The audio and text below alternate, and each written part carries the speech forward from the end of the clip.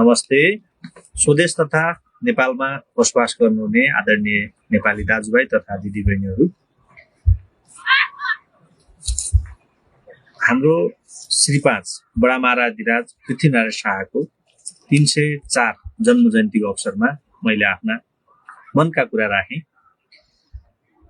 खास गरी राजा पृथ्वीनारायण शाहका दिव्य उपदेशदेखि लिएर राजा महेन्द्रका, राजा वीरेन्द्रका जुन नेपाल प्रतिको अथाह माया प्रेम थियो, जुन योजना थिए, त्यसपछि हाम्रा महामानव गौतम बुद्ध, त्यसपछि यसै कर्णाली अञ्चलका कालीकोटका नरेन्द्रनाथ योगी लगायत विभिन्न महापुरुष छन् हाम्रो देशमा, जसका साँच्चै तिनी अर्थी उपदेशहरू यति महत्त्वपूर्ण छन् कि हामीले विदेशबाट कतैबाट ल्याउनै पर्दैन।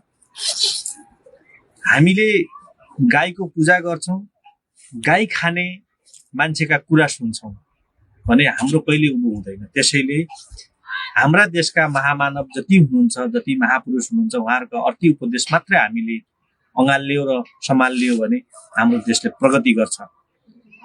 र मैले यो बोलिरहँदा म राजावादी वा कुनै वर्गको, कुनै शासनको, कुनै जातको मैले प्रशंसा पनि गरे होइन, यसलाई बोक्नुपर्छ पनि भने होइन। तर हामीले हाम्रो देशको सिद्धान्त, हाम्रो विचार, हाम्रो आफ्नो मौलिकता हामीसँग हुनुपर्छ भन्ने मलाई लाग्छ।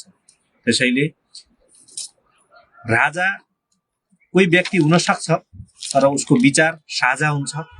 जुन साझा विचार हो, जुन देश प्रगतिमा जाने, जुन समाजको प्रगति हुने, त्यो यदि हो भने हामीले त्यसलाई अँगाल्नुपर्छ।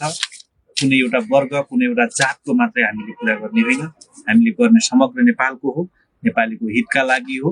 र त्यसैले म सम्पूर्ण नेपालीमा विनम्र अनुरोध गर्छु, एकपटक हामीले हाम्रा देशका महामानवका बारेमा अध्ययन गर्नु जरुरी छ। जुन जुन मैले नाम लिए ती थोरै नाम हुन्, सयौंका संख्यामा हुनुहुन्छ महापुरुषहरू। ती सबैका बारेमा हामीले चिन्तन गर्नुपर्छ, अध्ययन गर्नुपर्छ। हस्, धन्यवाद।